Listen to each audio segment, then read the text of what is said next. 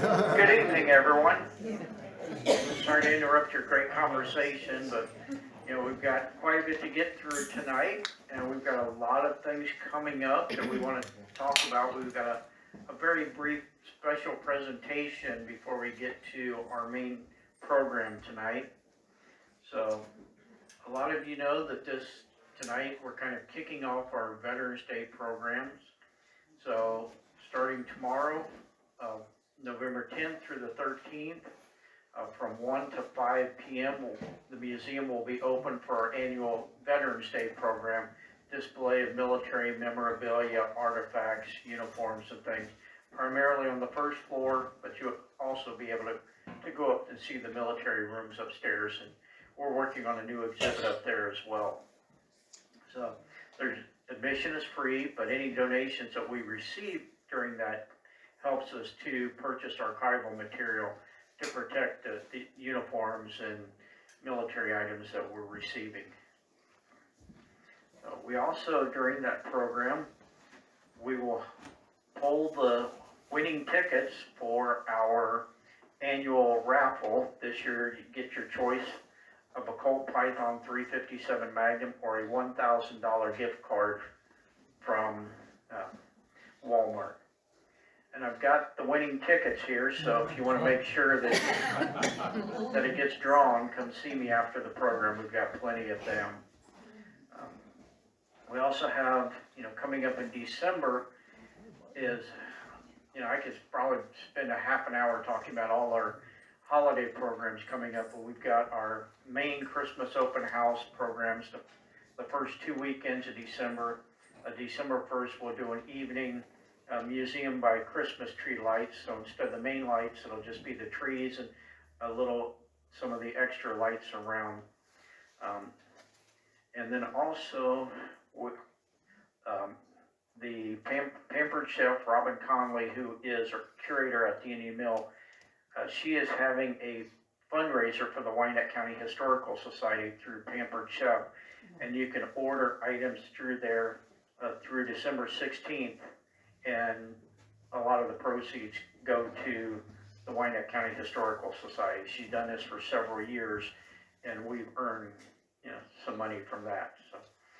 So that, if you're interested, we've got some cards out on the table. And then Miss Ancy is sitting there. I will hand the microphone off, and I will be the Vanna White for tonight. Let's get to the important stuff, the fashion show, which will be Friday night, December 15th from 5 to 7 right here in the museum. It's not a traditional fashion show. We have models modeling clothes from our arts department store upstairs and our textile collection, and then Creekside here in Upper Sandusky. Here's your cheat sheet. Okay, I can't. And I'm Papillon Boutique out of Findlay, Southern Accents in Marion, and Threads in Tiffin, and Color Me Unique right here in Upper Sandusky. So we're asking for a $10 donation. It would help if you got tickets ahead of time so we could have a little bit of idea about food, but just come that night because we expect people to flow in and out. You don't have to stay for 2 hours if you don't want to. So Tickets are here. You can also get them at the door. If you're undecided, grab a bunch of friends and come that night. yeah, it should be fun. We're having some mocktails and some food. So are we ready for the presentation? Okay, tonight we have with us our reporter from the Daily Chief, and we have Pat Williams here, and she's going to make a very brief introduction to this a gift that she is giving to the museum. Now, you have already interviewed Pat, so the long interview, the long story will be in the Daily Chief on Saturday. So here is just a teaser from Pat. Now, can we get the microphone? Do you want us to bring the microphone I can stand there. Okay. We'll get it over here as far as we can.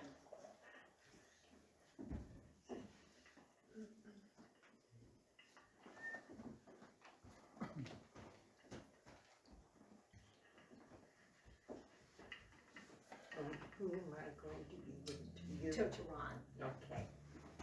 These cigarettes are from World War II. A survivor who was a very dear friend of my husband's and I. He was a survivor on the Arizona. And several of the men, after Pearl Harbor was bombed with the Japanese, and then the United States went and bombed Japan. Well, the survivors, they were told by their commander to go out with their bayonet and rifle and turn every Jap over, his exact words, and make sure they're dead. If they're not dead, kill them. So the guys decided, as a joke, to grab the cigarettes off of them. But after they got them, they made a pact between them. There was about 40 of them that John Yates was a friend with, close friend. You know, they're all in the outfit, but everyone has just facial friends. And there was about 40 of them, and they smoked one cigarette and took 10 minutes out of the anniversary of the bombing of the Arizona at Pearl Harbor. And for those of you, I'm sure you know, but the Arizona was a ship that went down with several thousand, I think close to 3,000 men. And there was around 1,000 that survived. So my husband got these from John, and I didn't know what to do with them. But Pearl Harbor, I was over there, Pearl Harbor, just last holidays. And I was talking to a guard, I guess, telling them about them. I didn't have the cigarettes, but I was telling them about them. And they wanted them.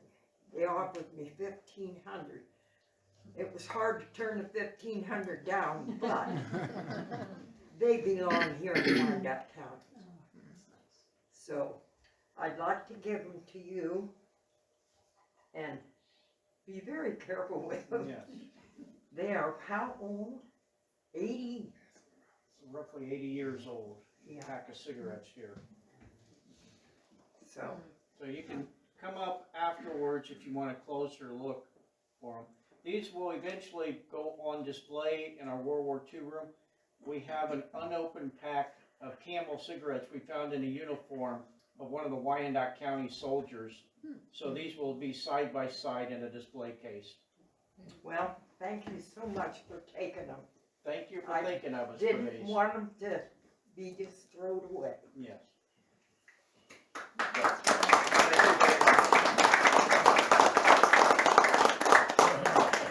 So this is a really great introduction, getting these Japanese cigarettes. One of the reasons we decided to do the presentation tonight was because our board member, and also he served as an intern with me through Ohio State University. Yes. This is Micah Harris, our board member. He has done a lot of research in Japan, so he will talk about pre and post-war Japan. So I'll let you kind of get rid of the blue screen while I keep introducing. So thank you to Micah. We look forward to this presentation. And as I said, the cigarettes, you'll be able to see these after his program. And please don't touch them. こんばんは。聞いてくれありがとう。So before we begin, I would just like to thank my friend Kim Burks for gathering the testimony of 12 different people from all over China and Taiwan regarding their personal feelings and thoughts on the Imperial Japanese. I would also like to thank Dr. Ann Davis and Dr. J.J. Nakayama for helping me translate some of the items I will be showing you today and discussing. So without further ado, let's get into it. So, yesterday, well, that's not supposed to happen.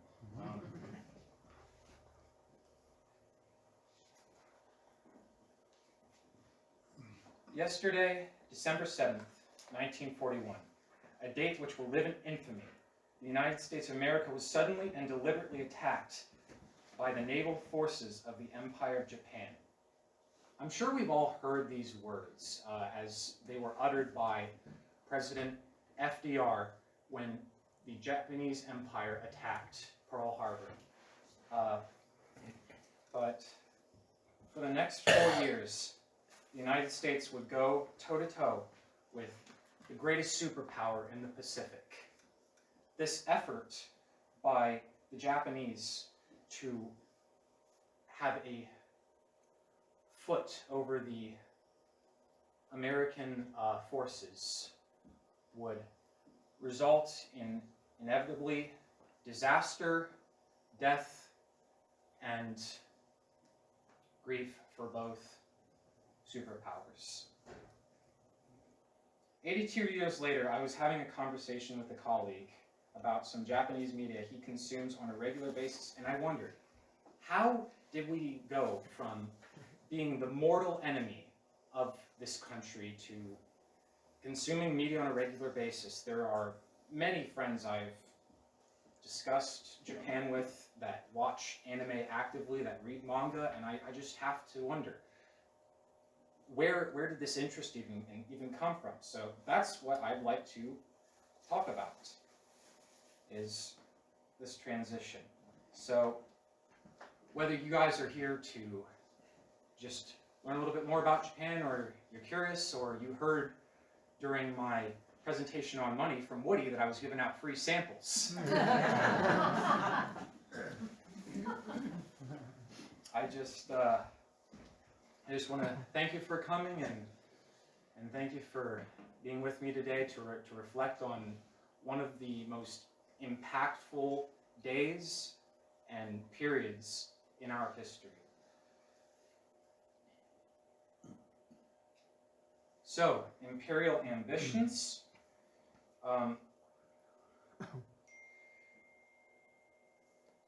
Japan would start out its campaigns in China. This specific This specific picture over here was taken from the album I have on display over there, and it is a testament to the war between Japan and Russia over the territories in China. This picture over here, a image of the emperor's brother marching in front of a cherished Chinese monument. This picture was taken from a 1914 magazine displaying the Japanese erecting a monolith celebrating their victory over the German Empire and its allies in China. And so, what do these pictures all have in common? Well, they highlight moments in all these various conquests the Japanese engaged in as a way to gain territory. But one might have to ask, why? Why did the Japanese engage in all these conflicts? Why did they seek to conquer rather than simply exist? And there is nuance to this story. There is a lot of involvement that some of us may not know regarding the U.S. And so that is what I seek to discover today with you. And so let's begin with the first Sino-Japanese War in 1894. So in 1894, the Japanese would begin their first incursion into China after a conflict over a treaty signed by both China and Japan over a territorial ambition they had in Korea. Korea has a long and complicated history, so I won't drag you through that. But essentially, both powers sought to gain influence, to gain power over the tiny island peninsula. And so in this treaty that both agreed to, they sought to alert the other of any invasion or army they planned to move into Korea. However, the Japanese would use this treaty as a ruse, only as an alarm bell set so that the Chinese, if they followed their side of the treaty, Japan would be able to get there first. If they didn't, Japan would have an occasion for war against them. They didn't really have any desire to seek peace with the Japanese through this treaty. And so the Japanese would send troops over to Korea as soon as China had alerted them in 1894 of their plans. And so when this occurred, the Chinese would, of course, retaliate. And one of their ways of retaliating was by recalling Kim Ok-kyun, the Korean ambassador sent over to China by Japan to negotiate this treaty, where he would be murdered. And upon this murder, the Japanese would find an occasion to declare officially war against China. And so, in Korea, the Chinese and Japanese engaged, and the Chinese were utterly humiliated in conflict. The Japanese army had been so thoroughly modernized compared to China that the Chinese didn't stand a chance. And so, upon this swift victory would begin a conflict that would last almost a year. Eventually, China would be forced to sign another treaty with Japan upon their defeat. A treaty that would cede both influence in Korea and the territory of Taiwan to the Japanese Empire. And so the Japanese would claim their first territory, in addition to small spheres of influence in China. And so the Japanese settled and got their first foothold in China. This influence in China would threaten Western powers, as at this time we were in a period known as New Imperialism. And New Imperialism describes the ambition that nations from Europe and now in the East had towards colonizing Asia and colonizing Africa and all these countries that were thought inferior to the imperial powers. And so in this period of New Imperialism, people would see this treaty signed between Japan and China and begin to recognize a threat. And so, in 1905, Japan would begin a war with Russia, as this monument attests to. And this war with Russia would result in a victory for the Japanese. The victory of an Asian power over a Western power was huge. Before this, all the imperial powers of Europe had this idea of superiority, that the white race was the greatest, that the Europeans deserved the world as their oyster. But now we had the Japanese defeating one of these major powers to their utter shame and embarrassment. And as a result, Japan would strike its first treaty with a great power, Britain. The Anglo-Japanese alliance. And Japan would pounce on this opportunity in alliance with Britain as a way to conquer more territory. When Archduke Franz Ferdinand was assassinated in I accidentally clicked that, was assassinated in 1914, the First World War would begin. And with it, Britain would seek occasion against Germany.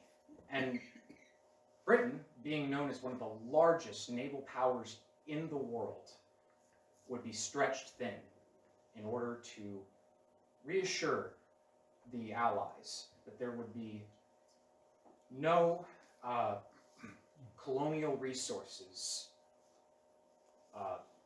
shipped to Germany during the war effort. And so they sought the help of the Japanese in the East to ensure that their colonial interests would be preserved and that the Germans would be strangled, as they also had holdings in China. And so in World War I, the Germans would be attacked in their various territories throughout China by the Japanese military. And so with that was another victory for the Japanese, where they would claim the territory of the Germans as their own and even seek more occasion against China. And so we have the end of the First World War.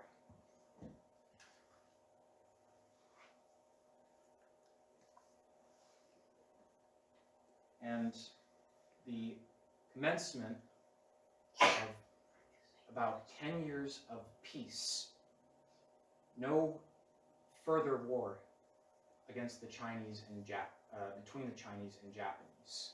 However, when the new Emperor of Japan, Showa Hirohito, ascended to the chrysanthemum throne in 1926, there would be conflict in China once again from 1920 onward, and eventually in 1937, the commencement of the Second Sino-Japanese War, which would be a precursor to the eventual World War conflict. Under the Second Sino-Japanese War, there would be many atrocities committed, and so that's what I seek to talk about in the next slide. Here we have an illustration of the state of Manchukuo that during the Second Sino-Japanese War was established as a puppet state of the Japanese in 1931. And Manchukuo would be a sort of breadbasket of the Japanese Empire with its various industrial resources and various labor resources that they would continue to exploit. Mitsubishi actually being one of the companies to establish, along with several other Japanese manufacturers, plants in Manchukuo to begin their contributions to the war effort.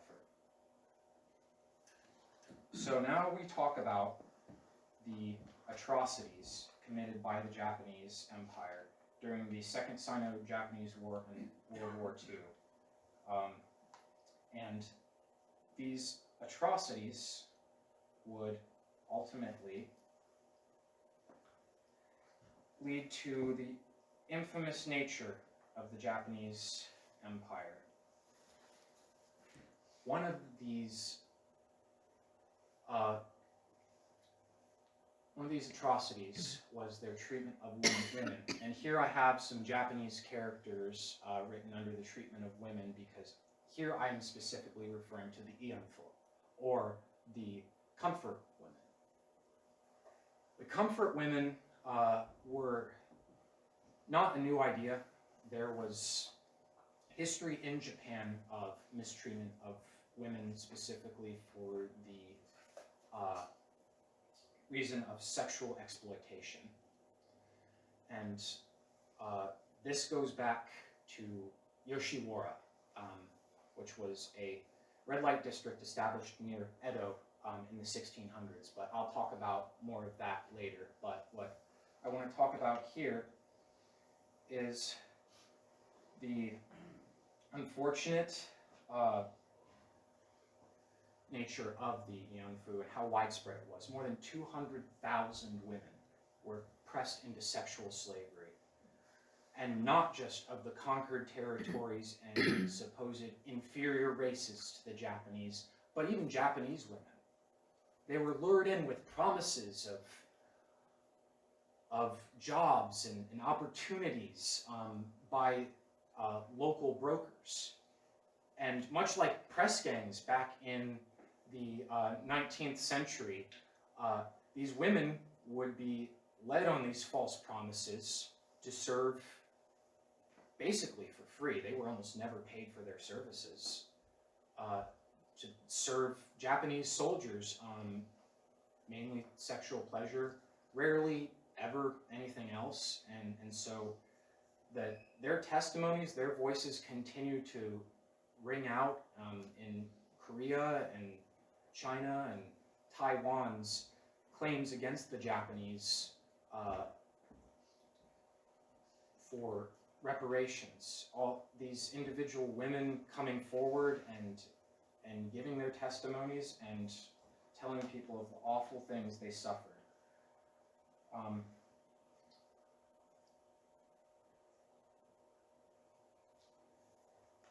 And as far as unethical warfare, unfortunately,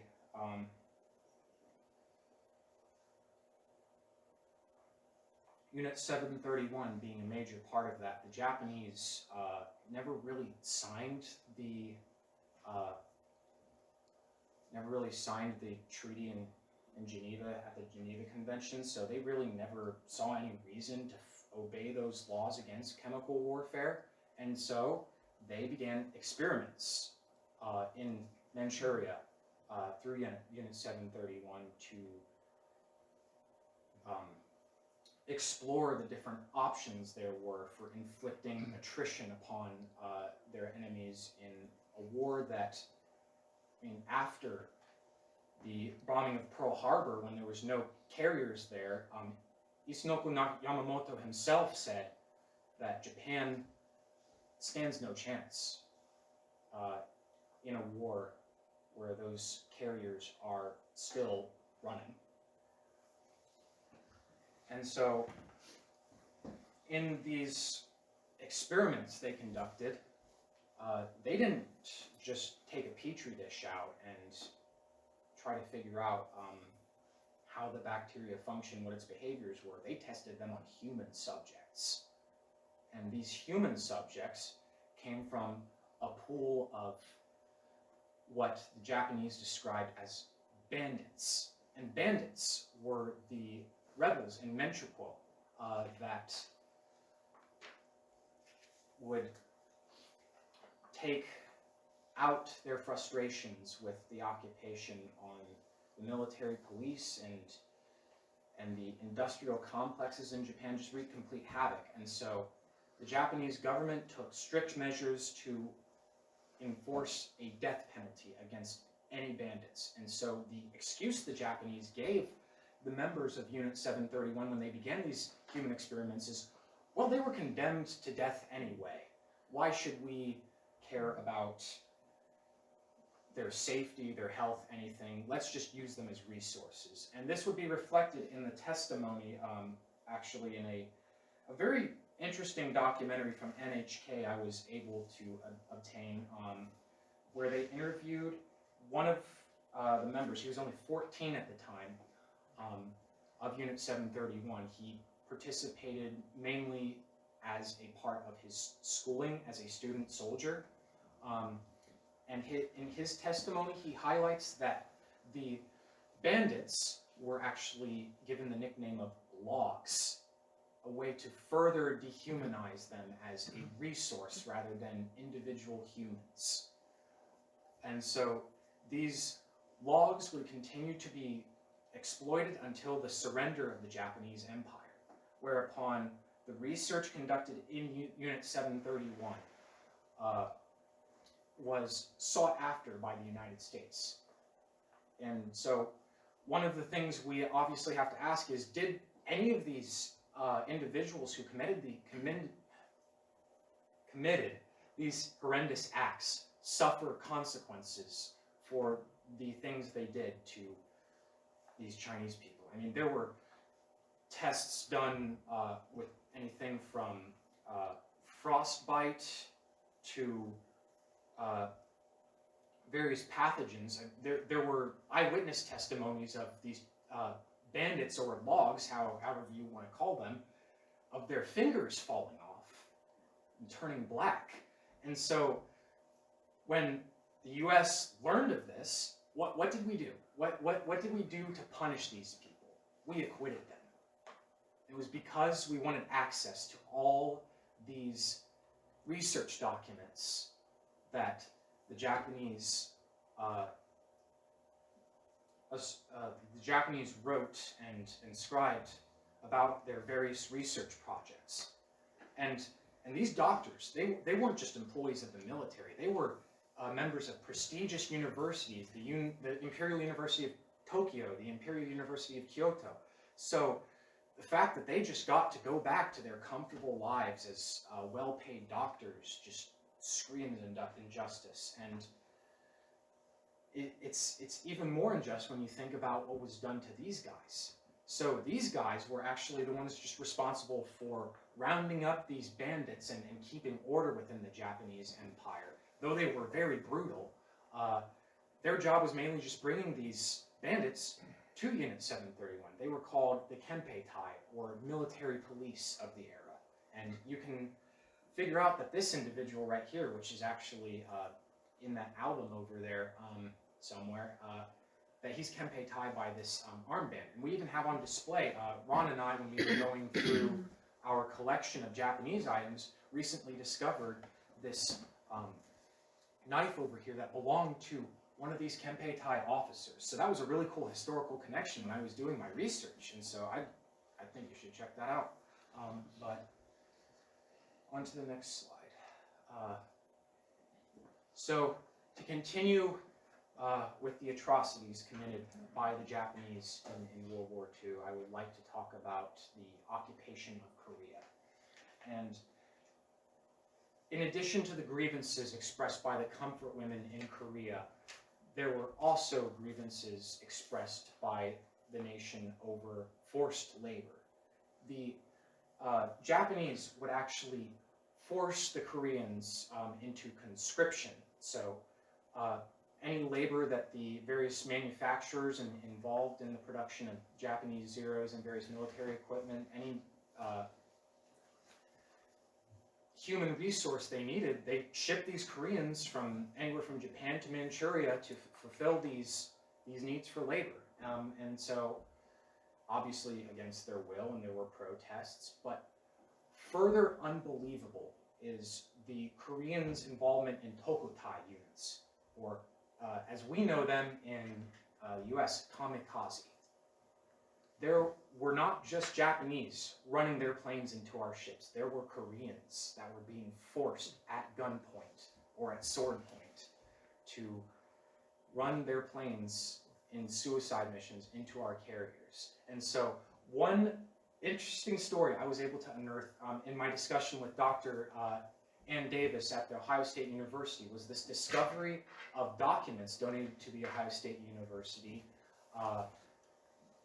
basically recording a close shave a Korean soldier who came over to the United States after World War II with being drafted into a Tokutai unit. If he would have just been a year older before the Empire of Japan surrendered, he would have most likely not been alive to bring these documents to the university. And so I thank her for sharing that story with me, and I can't wait to hear more about it, because it's just fascinating understanding that some stereotypes that we have about the Japanese as this group that was this military organization that was so radical they were willing to do something like run their planes into it. But there's actually more to it than just that. And so we've already discussed a little bit of Unit 731 as far as the expeditions into China, but I just want to talk about some more obvious examples. And so one of these examples that I heard about in history class back in high school was the rape of Nanking, as it is known. An awful slaughter of, and needless slaughter of Chinese civilians.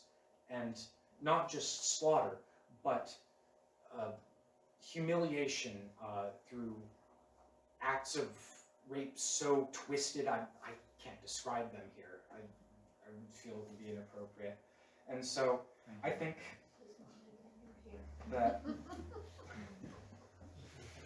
that this specific event is best summed up by a quote that my good friend Kim Burks gave me from one of the Chinese men she interviewed from the Liaoning province, who, which was actually very close to where all of this war on China was going on. And in fact, where that monument that I showed you from the Russo-Japanese Empire, where that's actually set up. So that was a really cool connection as well. But he basically sums up Nanking by saying this: judging by the education I received as a child, the crimes committed by Japan and Nanking are unforgivable. And that is from a man who grew up in modern China. And so now I'd like to talk about the Japanese atrocities committed on Americans. Specifically, as you can see in this picture right here, the POWs were not treated very well. And one of the infamous cases of this that's actually represented in this picture right here is a instance in which the Japanese forced 75,000 POWs to march 65 miles, suffering repeated beatings, deprivation of nutrients, water, food, and a lot of them died. And so this specific incident was called the Bataan Death March. And I'd like to also thank the museum for providing me access to their collections, because this is actually from one of this picture of these POWs from the Bataan Death March is actually from our collection. But as far as the atrocities committed against the POWs, if you want to learn more about just how bad it got, there's a great story that I read. The book's title is Unbroken, and it's about the American POW Louis Zamperini, an Olympic runner and a man with a great future, but unfortunately he would suffer years of torment from his prison master. They called him the Bird, and he would actually evade capture for quite a while, disguising himself as an insurance salesman, to eventually be caught though and tried but acquitted.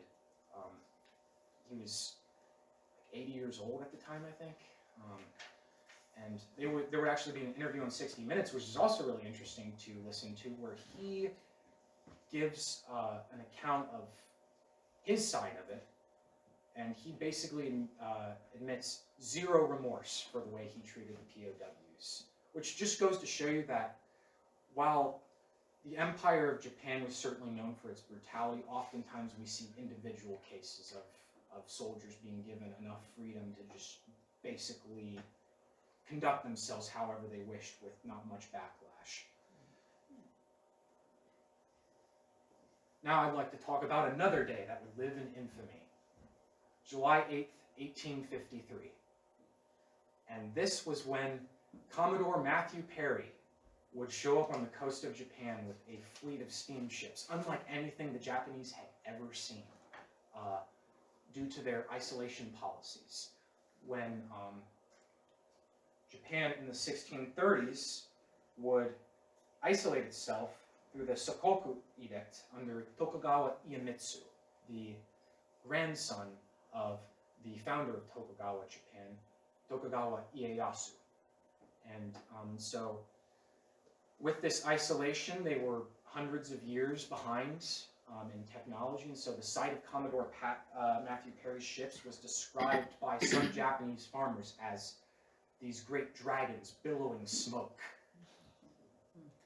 And so, as Inazo Dentobi would describe in his 1899 book, that the Bushido, the heart of Japan, this would be an era when when our treaty ports would be opened. And so this specific event would linger in the back of Japanese minds as history progressed, as we see with a man writing nearly 40 years later, or actually over 40 years later, about this event. And so one of my sources I consulted was an 1897 History of Japan, one of the first written in America by Edgar Van Bergen. And it would be an attempt to summarize Japanese history for all Americans due to our new connection with them, as Commodore Perry so unceremoniously would force them into. And so through his account, our attempts to trade with Japan would actually go back 7 years before this, where we would send diplomats over and the Japanese would send them back, saying our ways, our laws prohibit us from making contact with foreigners, except for one case where the Dutch were actually allowed to trade in the port of Nagasaki, but they would remain on their own isolated island away from the Japanese. Tokugawa Iemitsu took seriously the idea of foreign influences swaying the minds of the Japanese when he saw how quickly Christianity spread in Japan under his authority. And so during his rule, there would be this crackdown on foreign influences. He would persecute Christians or anybody who would want to hold on to any information that the Western powers had essentially introduced to them ever since the 1540s. And so Perry would inevitably open up the Japanese ports, but after 2 visits, actually, his first visit, the Japanese told him to give them time to go over this, consult the emperor, consult amongst themselves, even the shogun, who really wasn't fit at the time to, mentally fit, that is, to go over the possible downsides and upsides to contact with the Americans. But all of Perry's efforts would come from this imperialist ambition that the United States itself had for expanding its territories. And so Japan was sort of a next step in our conquest after we took California, to have some kind of midway between Asia and our newly acquired territory of California. And so I would like to sort of read a quote from, I actually obtained a really interesting piece of history right here. This is a copy from 1856 of Harper's Monthly Magazine. And it describes Perry's journey just 3 years after he had first embarked on it.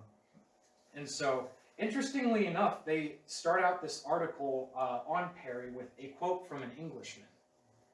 And the quote reads, "I am all for bombarding all the exclusive Asiatics who shut up the earth and will not let me walk civilly and quietly through it, doing no harm and paying for all I want." And so this was the mindset that the Americans had when Perry set off, that we want what we want and we're willing to pay for it, but if you're willing to refuse us just due to your beliefs, we will override that. And this is further reinforced by a passage that I'd like to also read out of here, where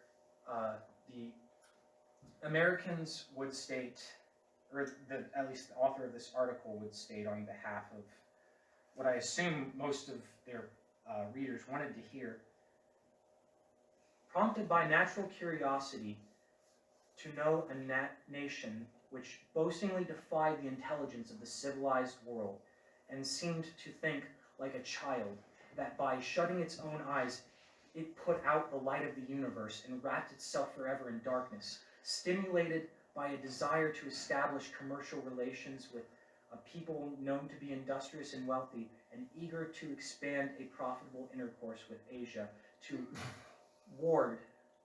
toward which the newly acquired shores of California directed and pointed, and the perfected development of the steam communication brought the United States so near. It was not surprising that the American enterprise should be impatient to disperse this obscurity which shut out Japan from the view of the world, darkened by the direct passage to the east. Some thoughtful minds pondered the subject as they looked to the intercourse with Japan as inevitable. So we really see here the Americans making a statement about what they thought of Japan. Essentially a child that needed an adult to guide it through its rebellious phase. The Japanese did not think that. And so, under the Tokugawa shogunate, the Japanese would eventually, after Perry's rather intimidating shows of force, and he brought over 1,500 men with him on these steamships, armed with modern rifles, which could far outperform their rifles they'd obtained from Portuguese and Dutch traders in the 1600s. And they would agree to a treaty in March 31st of 1854. A humiliation in the eyes of the Japanese that they would be almost forced to take the terms that were dictated by another power they had never even met before. This was one of their first encounters with America in 7 years. They would have to allow that power to introduce the terms, to dictate the way this relationship would go from then on. And so, with this first successful deal forged by the United States, ships would begin to sail from America to Japan on mainly whaling missions, as that was what, at least from what I read in the article, the main reason that they wanted Japanese shores specifically as a midway point. There were an abundance of whales, and we had pretty much used up all our coastal resources of whale populations for the oil required to light our lanterns at the time. And so whaling would begin off the coast of Japan. The two ports in Hokkaido and Hokkaido and Shimoda would be opened up to American vessels as sort of stations to replenish these ships and their supplies they needed to go off on these whaling expeditions. However, the Japanese would get something out of this. When Perry introduced this treaty to them, he would give them a couple of gifts. Various types of modern technology, a locomotive, a telegraph, and the Japanese, being curious and industrious, would immediately seek to understand these gifts they were given by the Americans through trade and begin to modernize. And something I found very odd, and I actually have it on display on that table over there. In 1953, oh great.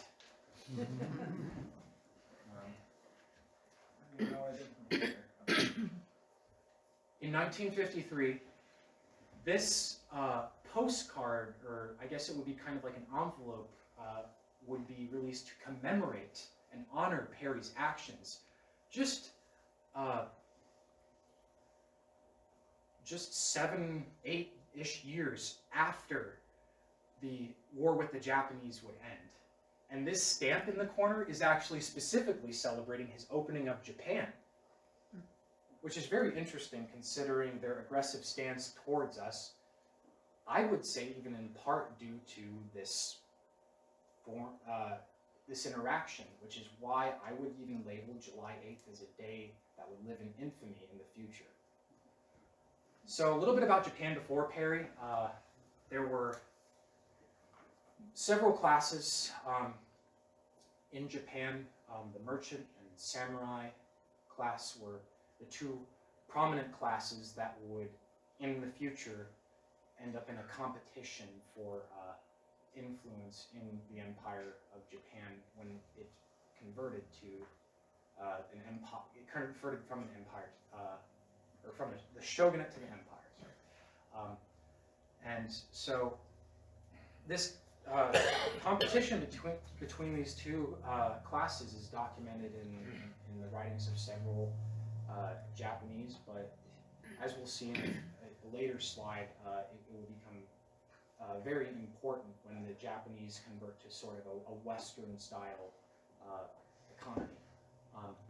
Here we have a picture of Tokugawa Ieyasu, the first shogun of the Tokugawa shogunate, and the Tokugawa shogunate would last over 250 years. And this government system that he established would focus primarily on keeping the Japanese Empire unified, which is why his grandson Iemitsu would be so concerned about keeping everything centralized, not spread out as far as influence, no foreign powers involved. They wanted very much to keep Japan unified under their power. This is an excerpt I was able to find out of an American Geographic Dictionary that describes Japan in a very interesting way. It would actually list the emperor as the head of the various vassal kings, as it called it, but they were actually called daimyo in Japan. And the emperor was not, in fact, the one with the authority over the daimyo. It was the shogun.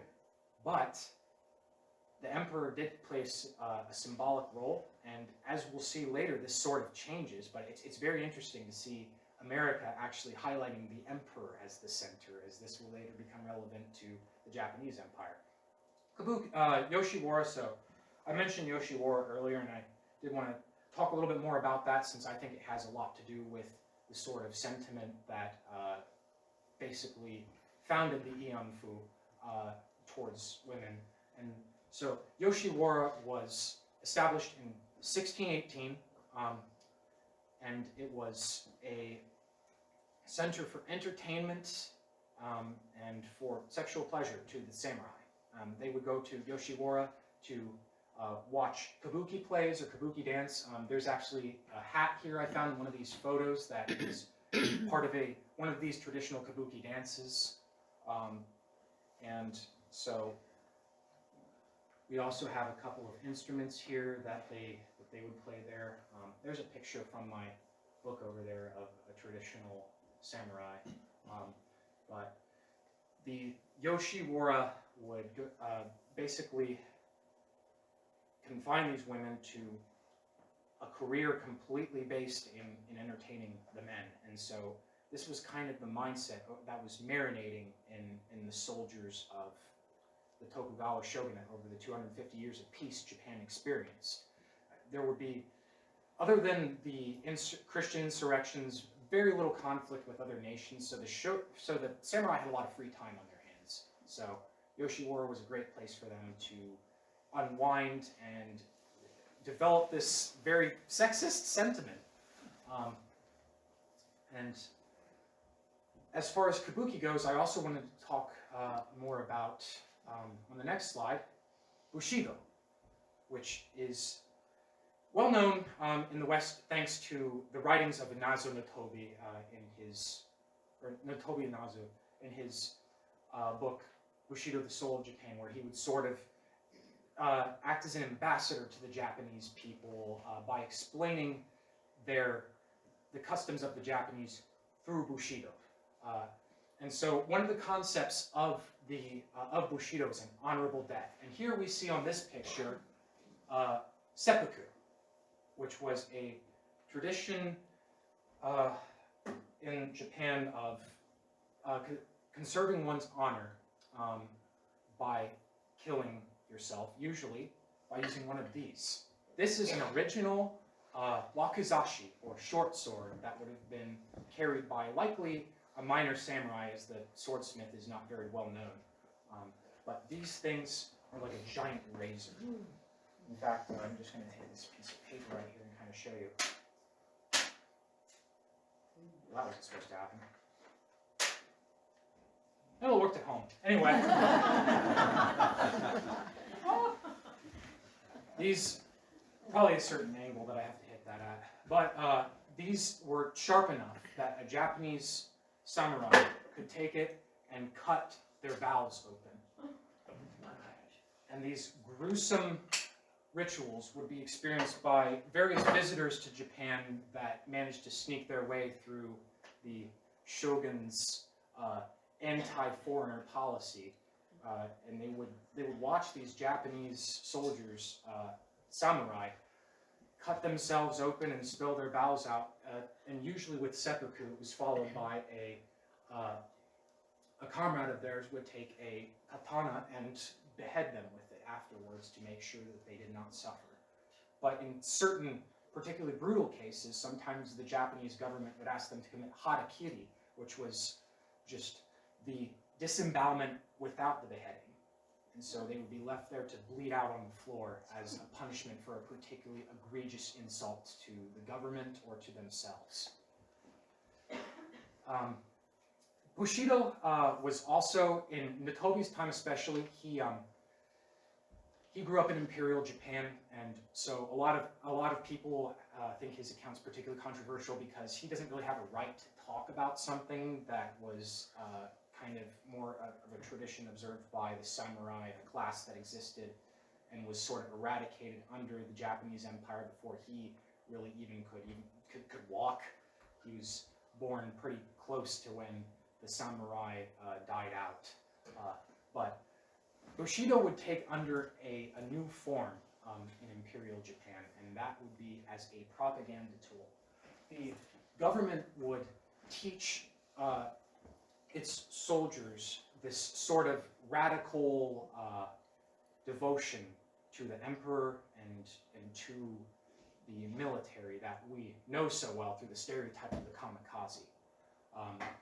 And so in this use of Bushido, we see several examples that confirm to us that this was partially true, specifically in the story of Chushungara, which that book over there that I have on display, if you want to look at that later, that is actually an original copy from the early 19th century of Chushungara, which was the story of the 47 Ronin. The 47 Ronin being a well-known story of lacrifice and of vengeance in Japan, specifically in the form of kabuki theater. It would later have a screen adaptation in 1941, odd timing by the Japanese government going off to war, and they decide to show people a fairly well-loved kabuki play in a screen adaptation. But as we see, this is a tool they try to use. And so in the story of this 47 Ronin, 47 samurai, whose specific title was Ronin, they served a master who had unfortunately perished due to his attempts to kill another man, due to that man's insults that he had continued to impose upon him. And so when he was forced to commit harakiri by the Tokugawa shogunate, the 47 Ronin would see no purpose in their lives other than to avenge their master.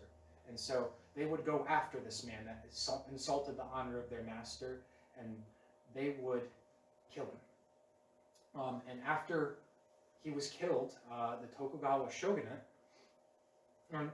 specifically under Tokugawa Tsunayoshi, would be struck with a dilemma, as the people believed that in this concept of Bushido, defending one's honor, was a great responsibility, and that these Ronin had done what is right by defending their dead master's honor by sacrificing themselves. And so the Tokugawa shogunate would decide not to execute the 47 Ronin, instead allowing them to commit seppuku in order to allow their honor to remain intact.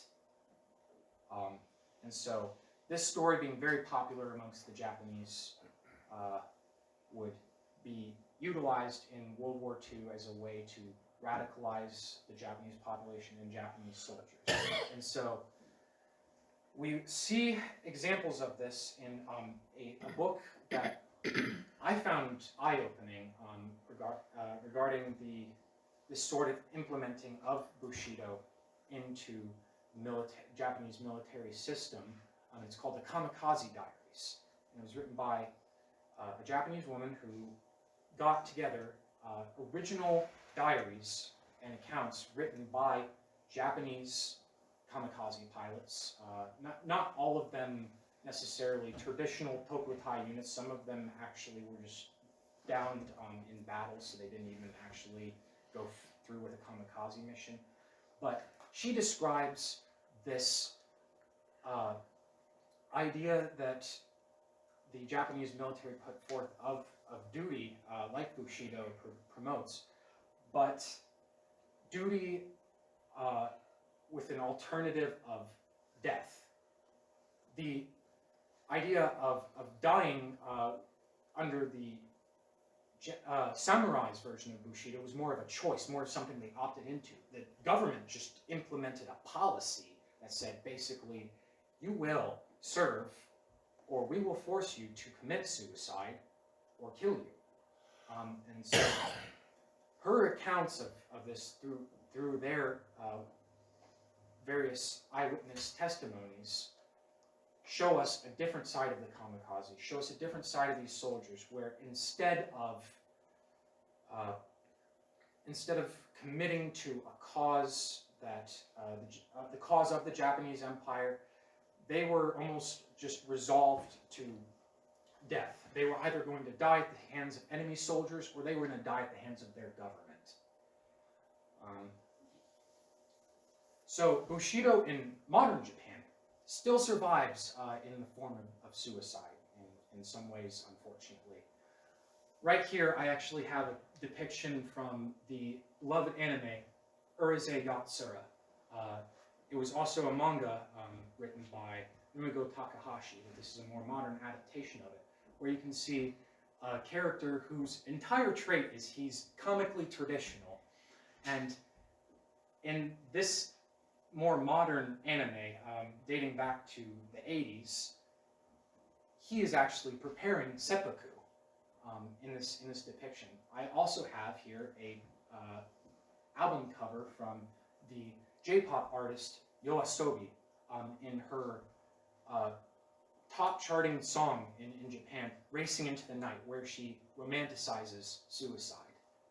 And also we have here a picture of well-known vlogger Logan Paul in an infamous event where he would venture into the suicide forest, as it is known in Japan, and exploit the shock value that some of the corpses hanging from trees would have on his audience, which did not go well for him. And so, in this instance, we see a sort of transition from maybe a sense of preserving one's honor and of dying for the government to just a sort of flirtatious relationship with death that some Japanese would adapt through their culture. And so these were the examples I picked of that.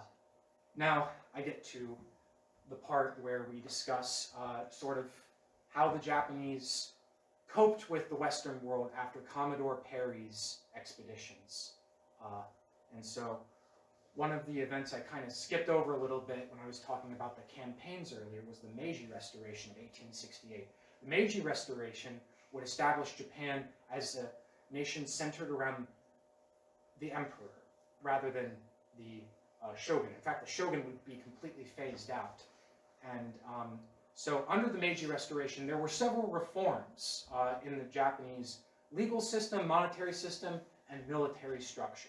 So under the military structure category, we have a couple of instances where the Japanese seek out various foreign powers to give them advice on how to structure their military.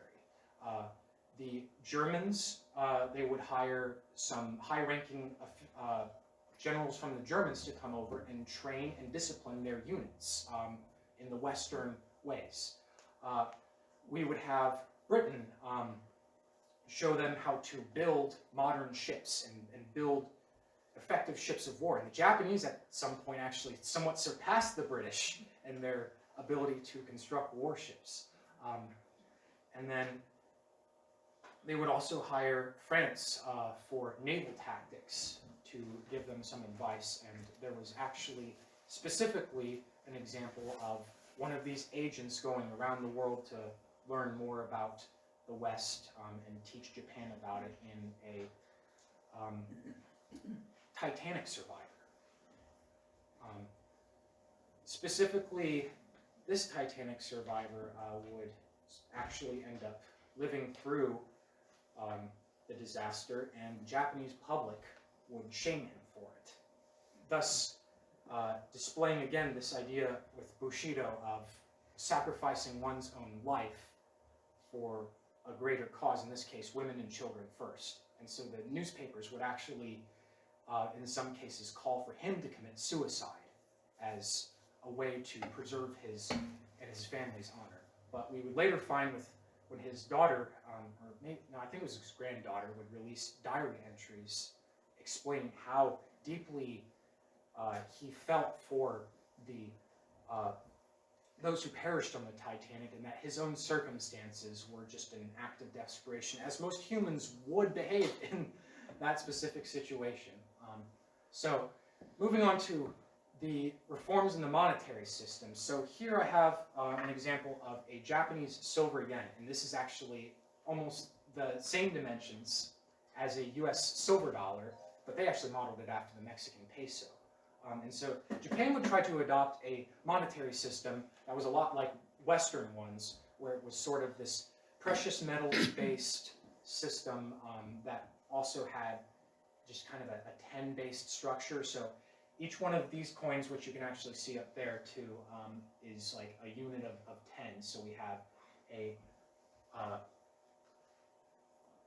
10 sen, a 20 sen, a 50 sen, which these are all fractional units of a yen, and then a actual yen bill, which could be traded in silver. So the Japanese actually had their own silver certificates, believe it or not. And so that was sort of how they changed their monetary system. Before, under the Tokugawa shogunate, it was sort of these individual daimyos issuing their own currency based on weights of gold and silver. So it was very complicated, and this was sort of a way to centralize things and make it a little bit easier. Also on here, I have a little Japanese lesson for everyone. So one of the reforms the Meiji Restoration would implement is also the changing in their dating structure. So dates would actually be centered around the emperor. So here we have the Emperor Reiwa.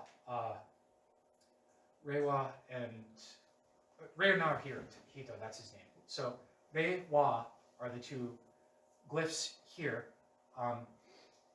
followed by a kanji number. Now, the Japanese would have up to 3, just their numbers expressed in these different bars. So you have 1 bar for 1, 2 for 2, and then we have 3 here. So if so what does that mean?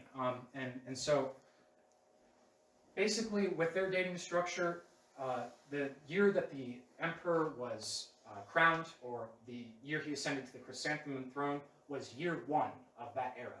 And so Reiwa was crowned in 2019. That was year 1. So 2 more years and you can figure out actually what this says, what specific year it is referring to. So I have represented up here all these different emperors that ruled since Emperor Meiji, that's actually his sign right here. And so if you look up when each of these emperors were crowned, and then you research just like what each one of these kanji characters stands for in numbers, you can figure out what dates these each are. I think this one, that's Showa 18. Showa came to power in 1926, so that was year 1, and so you just had to add 17 to that, and you have what this date says. So that's really interesting. And then transforming entertainment. During the Empire of Japan, the rise of the Empire of Japan, we would see manga and anime and their precursors emerge. And so film was first shown in Japan in 1899. So after that, it was essentially a great tool for the government, as we saw with Chushingara's film adaptation, to present to the Japanese people their ideas. But through this, we would see animation emerge. And the Japanese actually took much inspiration from Walt Disney and several studios when it came to creating their early animations. If you look at early Japanese war propaganda featuring animations, there's a lot of similarities between the characters they use and the characters like Betty Boop or Mickey Mouse that were popular back then. So that's an interesting connection that still existed, despite the fact that Japan wasn't exactly on good terms with us at the time. So every new government goes through struggles, and the Meiji Restoration was no exception. The samurai were not happy about the new modern structure. They felt like Japan was sacrificing its traditions for Western ideas. And so in 1877, the Satsuma Rebellion would begin.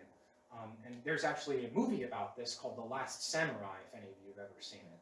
And so the samurai would face off against the modern military, specifically conscription military, that the Empire of Japan would adopt. And so this conscription military would go with guns ablazing against these samurai armed with swords and ancient guns. And that would not go well for the Satsuma. They went from 40,000 troops to 0. So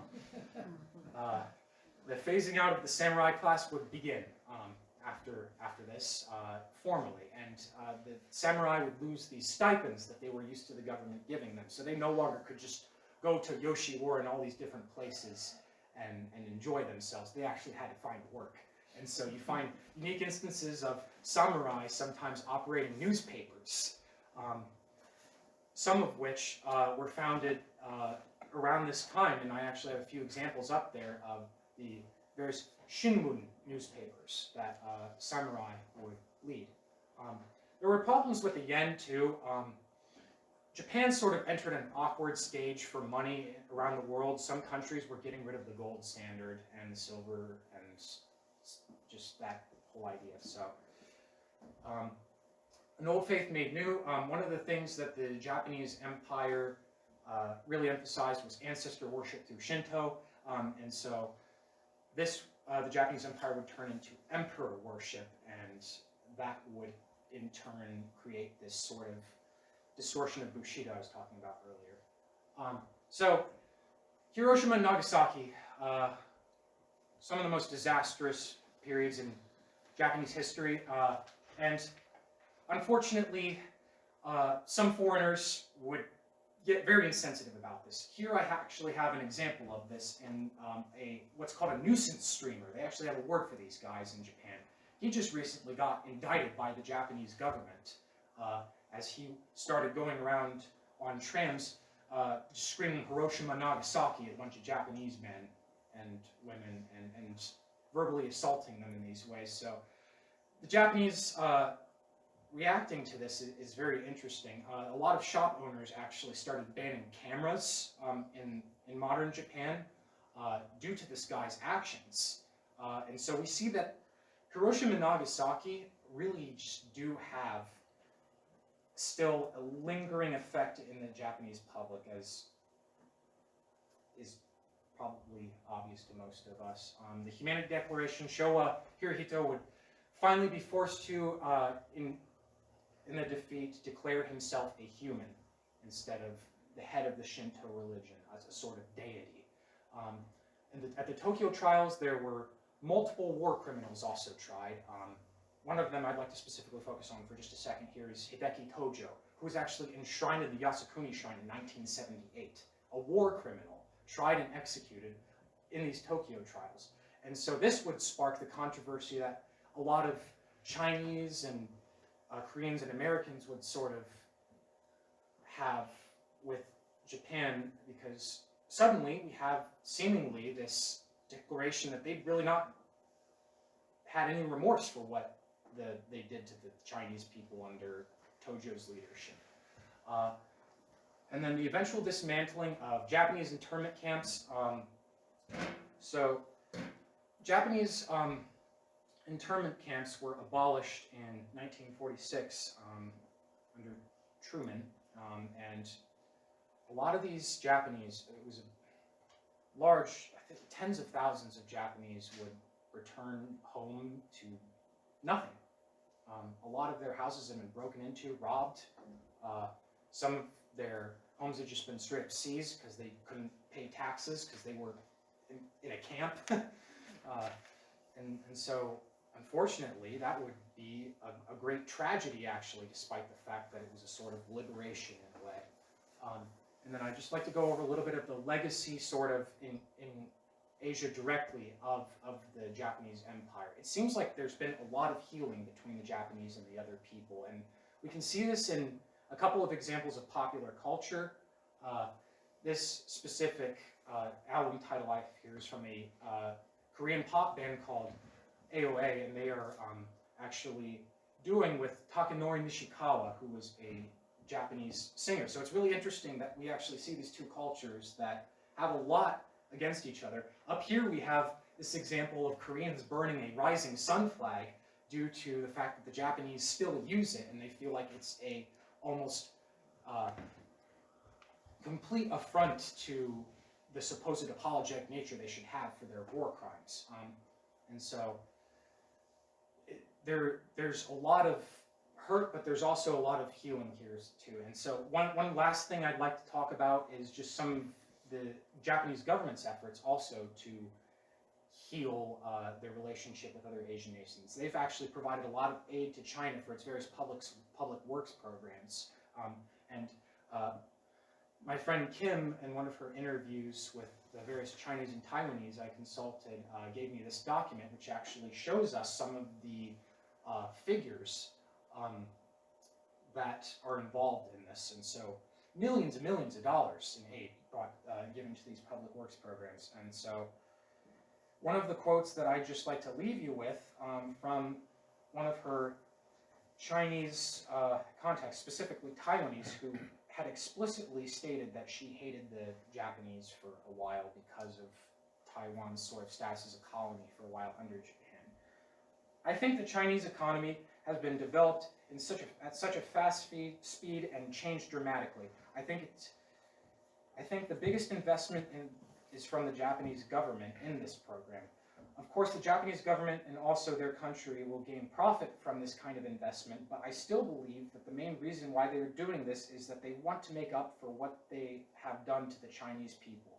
And actually, I have known a Japanese man I knew a Japanese man when I was in America. Actually, he talked a lot about these sort of things. The Chinese people, he feels as though he really wants to communicate the sorrow he feels for the Chinese people, and so that's why he joined this program to go to China and make friends and talk about these things with us. He traveled to the museum in Nanking where he saw the government's efforts to essentially point out all the atrocities, and he said that he could really feel the hatred toward the Japanese through the wording of the exhibits.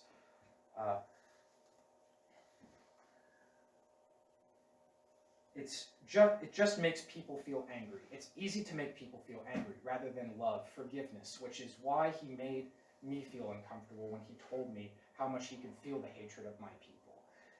He will not deny what the Japanese have done to the Chinese, but he doesn't think that's the way to solve the issue. Only forgiveness and love can change. I actually totally agree with what he feels and what he believes, so I think the hatred is more the Chinese government than the people of China. The people of China and the people of Japan should see each other as humans and nothing else. To see their common ground as people who have suffered much and known much under these oppressive authorities. And so I wanted to end this presentation by showing all of you how we at the Wyandot County Historical Society are also bringing healing to the relations between Japan and the rest of the world. This is what's called a Yosagaki Himumoro, and it is signed by the various family members with well wishes and even curses against the enemy, by the members,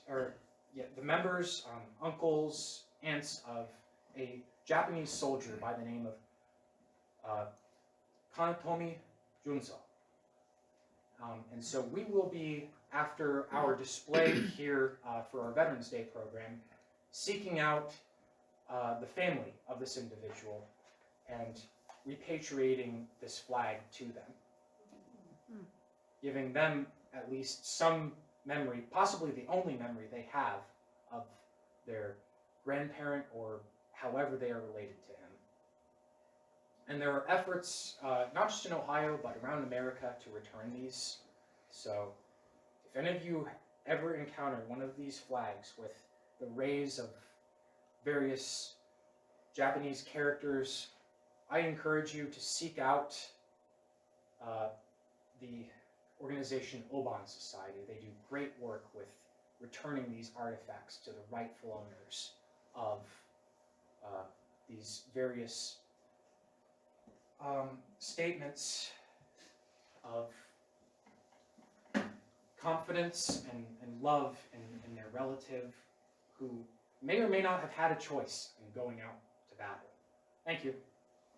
Thank you.